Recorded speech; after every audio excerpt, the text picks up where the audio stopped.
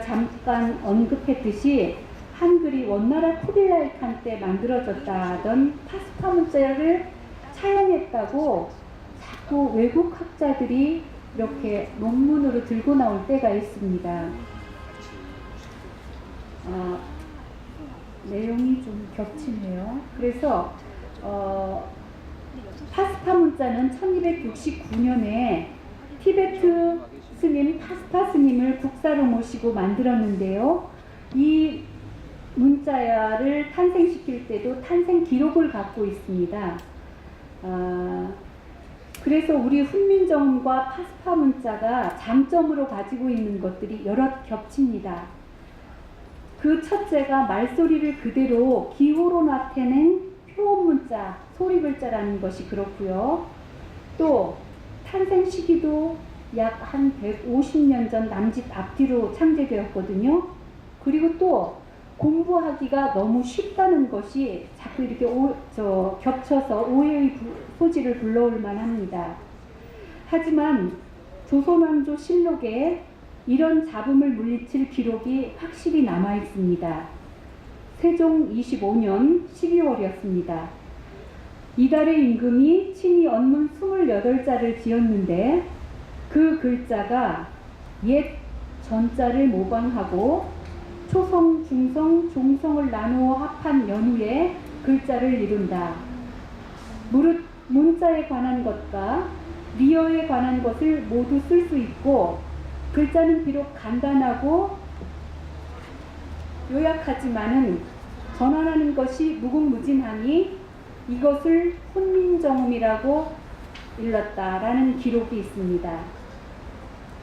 그리고 훈민정음 공부가 얼마나 쉬웠으면 집현전 학자 정인지가 이렇게 말했습니다. 해례본 서문에 슬기로운 사람은 하루아침을 마치기 전에 깨치고 어리석은 사람도 열흘 정도면 깨친다 라고 해례본 서문에 밝혀두었습니다. 그러면 마지막 섹션으로 넘어가겠습니다.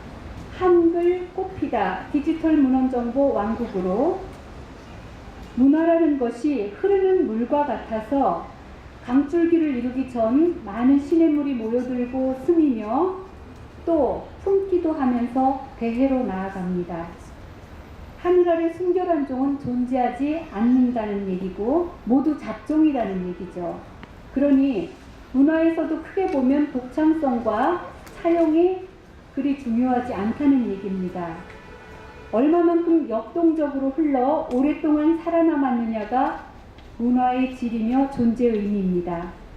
한글 참제에 파스파 문자를 참고했다거나 영향을 받았을 것쯤은 중요하지 않습니다. 결과적으로 파스파 문자는 100년도 활용되지 못하고 폐기된 문자입니다. 훈민정음은 언문이라는 비하의 시련을 겪고도 근근히 살아남았습니다. 그래서 생명력을 키웠습니다. 현재 우리가 자음과 모음을 결합한 소리 문자 작업이 컴퓨터 작업에서 얼마나 유리합니까? 그래서 컴퓨터로 타이핑할 수 있는 그 글자 중에 한글이 제일 빠르다라고 검증되었습니다. 이미 실험 결과요. 이미 우리는 IT 분야의 선도주자로 앞장을 섰습니다. 21세기에는 최상의 조건을 갖춘 한글 시스템이 디지털 문화의 꽃을 활짝 피울 수 있을 것입니다. 지금은 누구나 작가가 될 수 있는 환경이 평등하게 갖춰졌습니다. 이제 멋진 작품을 구상해서 컴퓨터 앞에 앉기만 하면 됩니다. 이런 호조건에서 쓰지 않는다는 것은 직무유기라고 생각합니다. 오늘도 저는 컴퓨터 앞에서 작업하면서 세종대왕께 거듭거듭 공경의 깊은 절을 올립니다. 디지털 문헌정보 강국, 검은 문자의 왕국을 세울 한글 시대가 도래되었다고 생각합니다. 제 서툰 글과 말을 들어주셔서 감사합니다.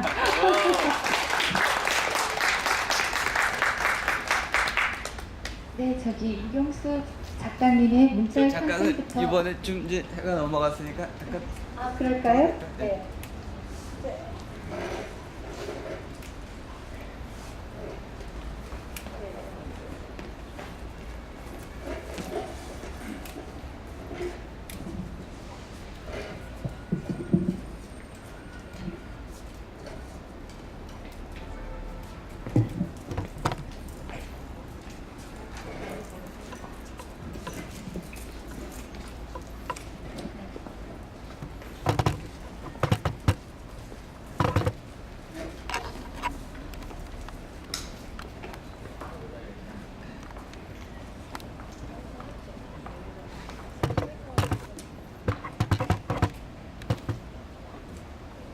네, 그러면 박초희 선생님한테로 마이크를 넘기겠습니다. 네, 잘 들었습니다. 저 유경숙 작가님의 문자의 탄생부터 문자의 신성함 그리고 파스타 문자와 한글 창제까지 너무 쓰신 소설을 예로 들면서 쉽고 재미있게 설명해 주셨는데요. 제가 그럼 선생님 강의를 들으면서 몇 가지 의문점이 들었는데 거기에 대해서 제가 질문을 하겠습니다. 처음 어려운 질문 하지 마세요. 그 문자가 없던 세상은 어땠을까? 여기를 보면요. 고대인들은 죽음과 망각 사이에서 자기의 존재 증명을 드러내고 싶었을 것이다 라는 말이 나옵니다. 그리고 그들은 이제 동굴벽화를 통해서 자신들의 생각을 드러냈고 그것이 이후에 문자로 발전 변형됐다는 걸 알 수 있는데요.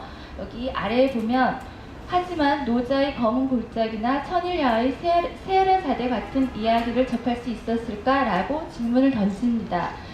제가 알기로는 구정과 기억으로 끝날 이야기들이 문자를 통해 오늘날 전해지게 되었다는 것을 말하려고 하는 것은 아닌가 하는 생각을 해봤고요. 혹시라도 선생님께서 여기에 대해서 더 해주고 싶으신 말씀이 있거나 하시면 좀 해주었으면 좋겠습니다.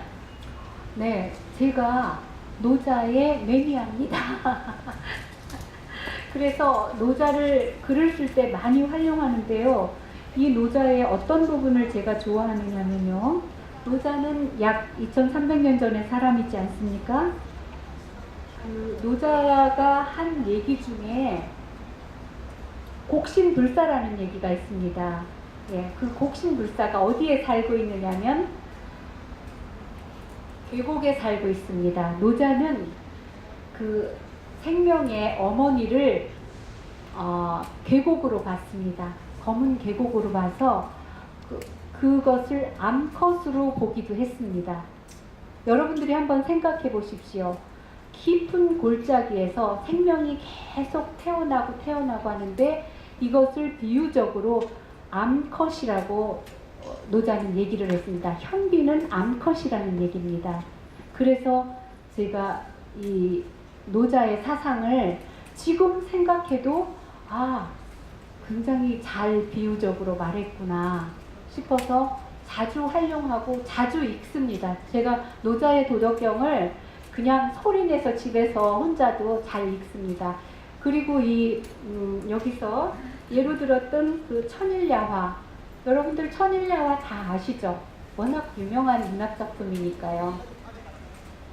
제가 쓴 그 베를린 지하철역의 백수광부라는 여편소설집이 사실은 천일야화에서 힌트를 얻어서 저도 1001개 정도 이야기는 아니지만 많은 이야기를 한 책에 이야기별로 실었습니다. 그런 정도입니다. 네. 잘 들었습니다. 그리고요, 제가 또 질문이 있는데, 여러분들도 아까 얘기를 들었을 거예요. 그 베를린 지하철역의 백수 강부에 보면 중세 철학에 갇혀 박사학위 논문을 쓰고 나오니 세상은 문명 지각이 일어났다. 그리고 수많은 노트와 복사 자료가 한낱 불태워질 종이 쪽지에 불과했다라는 말이 나옵니다.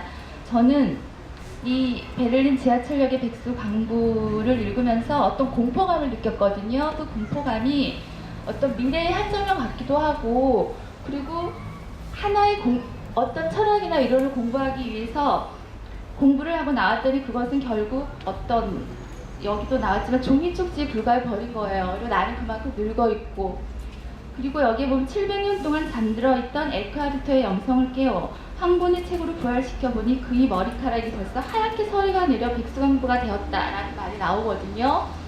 그래서 이제 여기서 그 에크하르트를 보면 신은 인간이고 인간은 신이다라고 말을 했고요.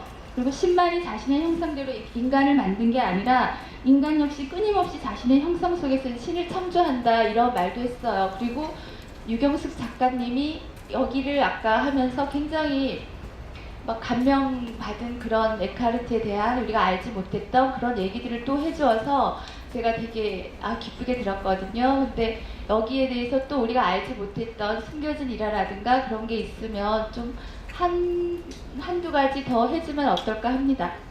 네, 먼저 머리가 희끗희끗한 백수광부가 주인공이잖아요. 제 주변에는 공부를 그렇게 열심히 10년 걸쳐서 박사학위를 받아왔는데도 불구하고 한국에서 교수 자리를 얻지 못해서 보따리 장사를 하는 친구들이 많이 있습니다. 저는 이 친구들의 생활고나 또는 아무튼 안타깝지 않습니까? 그래서 이 사람들을 주인공으로 한 소설이 몇 개가 있습니다. 공부하고 왔으면 그 공부한 대가를 펼칠 수 있는 장이 좀 마련돼야 되는데 우리나라 실정이 그렇지 않습니까? 네. 그래서 이 친구도 지금 여기에 주인공인 이 친구도 독일에서 박사학위를 그렇게 따갖고 왔잖아요. 그것도 아주 힘들게 따갖고 왔습니다. 유대인 그 교수 밑에서 박사학위를 받았거든요. 그래서 한국에서 자리를 좀 얻을까 하고 계속 강사 자리를 몇 년간 했는데도 불구하고 얻지 못했습니다. 그래서 다시 베를린으로 돌아갔습니다. 그래서 베를린에서 이 사람이 지금 허름한 배낭 안에 뭐가 들어있다고 했습니까? 침낭이 들어있지 않습니까? 노숙자입니다. 노숙자로 살아가는 겁니다. 그런 안타까움을 제가 소설로 썼습니다. 그리고 아까 마이스트 에크하르트에 대해서 중세에는 유일신 외에는 다른 걸 인정하지 않지 않습니까? 그래서 우리가 암흑시대라고 하잖아요. 이 마이스트 에크하르트는 수도승이면서 범신론을 주장한 사람입니다. 왜 그랬을까요? 이 사람 천문학자였습니다. 수도승이면서도. 아무리 생각해봐도 이 우주가 그 기독교가 얘기하는 그런 방향으로 흘러가지 않는다는 것을 알았습니다. 그래서 자꾸 얘기하니까 이단으로 취급하고 이 사람의 저작물들을 전부 불태우게 하고, 그래서 이 사람은 결국 어떻게 해서 죽었느냐면요. 그때 당시는 종교재판이라고 있었습니다. 종교재판을 교황청에서만 하는 게 아니라 교황이 움직일 때마다 이 재판 장소가 달라지는 거예요. 예를 들어서 이태리에서 교황이 재판을 열게 되면 이 죄인이 거기까지 가야 되는 겁니다. 그러면 그때는 교통수단이 얼마나 불편했습니까? 가는데 몇 개월씩 걸리는 거예요. 이 마이스트 에크하르트는 재판에 끌려다니다가 결국엔 길에서 병을 얻었고 길에서 사망합니다.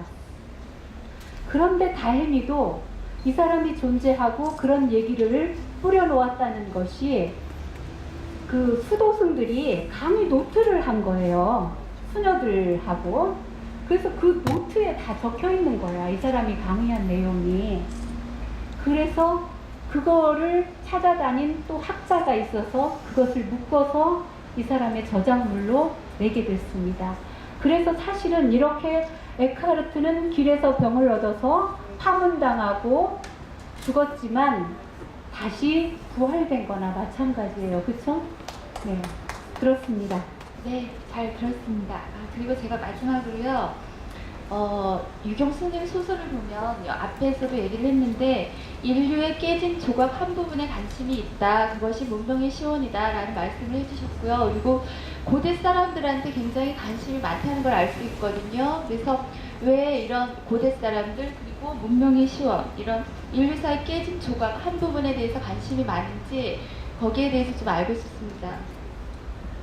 네, 아마 저는 고대의 그 원시 인류로 태어났던 사람인가 봅니다. 제 아마 그랬다가 다시 네. 마이크가 얼굴을 가려서요. 네.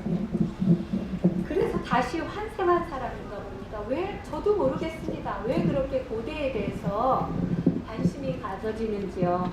그래서 저는 그 여행을 좀 많이 하는데요. 제가 주로 여행하는 것이 박물관입니다. 그리스 박물관 가면 제가 나오지를 못합니다.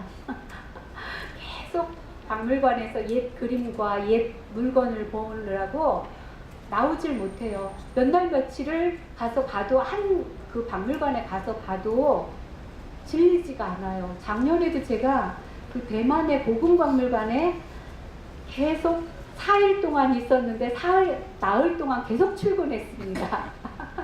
그런 식으로 고대에 대한 뭐가 있는데 아마 제가 그 고대에 태어났다가 다시 환생한 사람이지 않을까. 계속 한번 환생을 돌려보기도 합니다. 그렇습니다.